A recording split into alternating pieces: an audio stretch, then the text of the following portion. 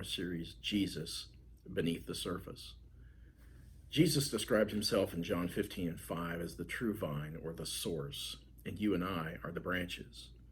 Now, if you've done any gardening, you know that the vine is what provides nutrients to the branches, the leaves, and eventually the fruit of the plant. The leaves and the fruit can't provide for themselves and are completely reliant on the vine as their source. In fact, as soon as you take a leaf or a branch or even the fruit away from the vine, that will begin to wither and die. And you and I, as children of God, if we find ourselves losing our connection with Jesus as our source, it won't be long before we will find ourselves withering away.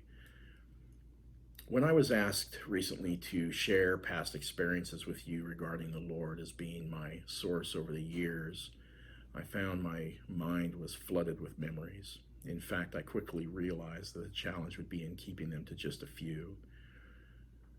So let me start here. I had no connection to God until the age of about 13. I remember a knock on the door. A children's ministry team invited my brother and I, to Sunday school. We went, and as of February 28th of this year, that marked 40 years of walking with the Lord. I'm very grateful for that. In my time on this earth, I've lived a number of places across this great nation. It seemed that my family was always on the move to the next job.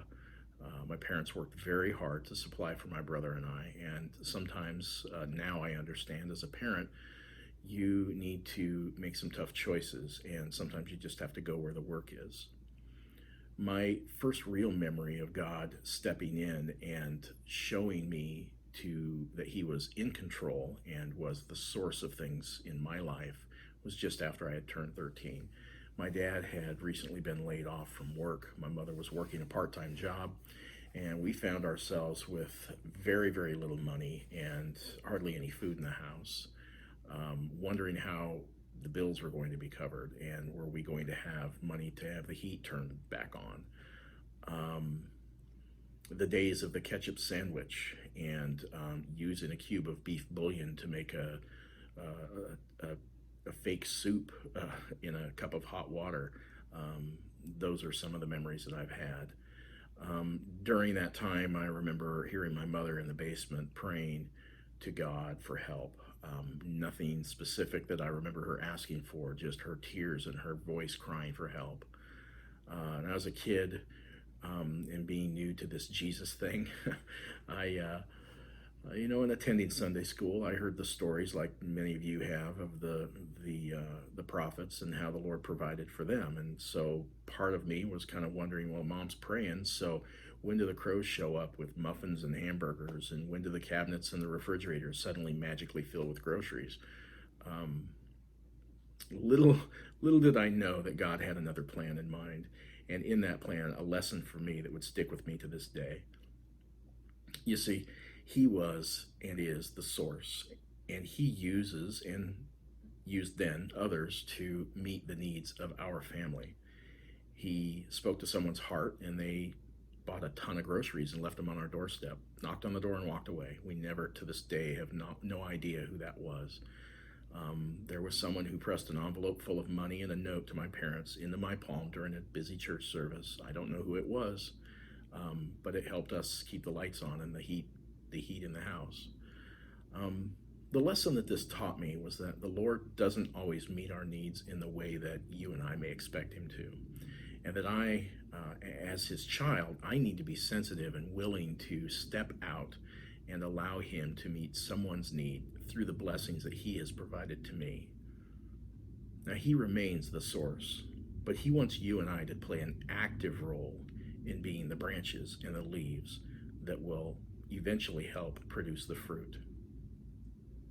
So, some examples of when the Lord proved to be my source of many different things throughout my life.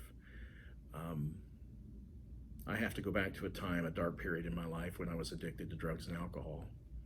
The Lord came through all of that and proved himself to be a source of light that I found myself leaning towards and eventually ran towards. And he pulled me out of that. When I was 15 years old, I was run over by a car. It happened to be a classmate of mine who did it accidentally, and I found myself laying on the side of the road with a ruptured spleen and floating kidney and bleeding internally. Um, the Lord proved himself to be a source of miraculous healing that took place in just a matter of a couple of days. Blew the doctor's minds.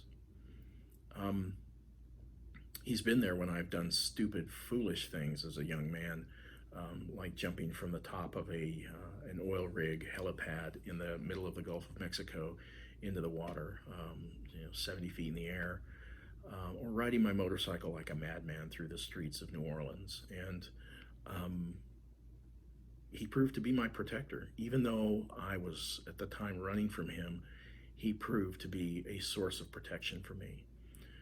I remember during the loss of a pregnancy, he showed my wife and I that he was indeed a source of comfort when there just weren't any words or answers to be had.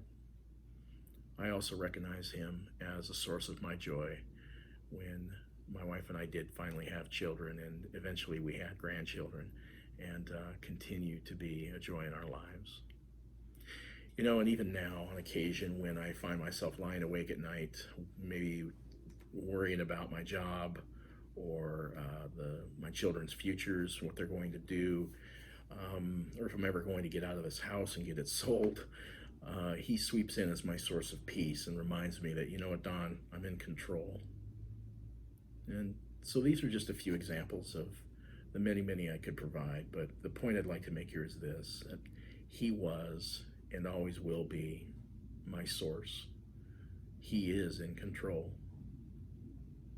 Like the vine, eventually winter comes and the fruit is gone, the leaves dry up and they fall to the ground, but that vine remains.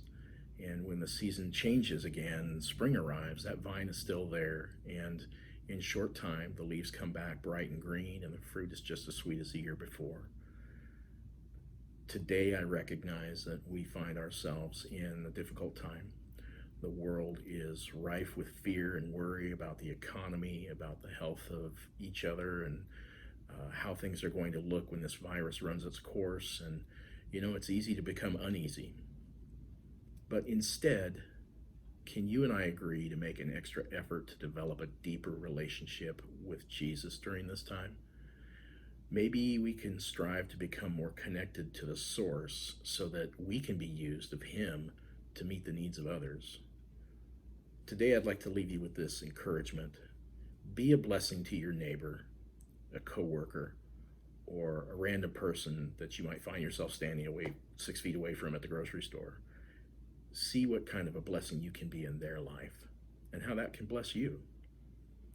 Folks, we're all in this together. And with Jesus as our source, I've got a feeling that everything's going to be all right. Stay faithful.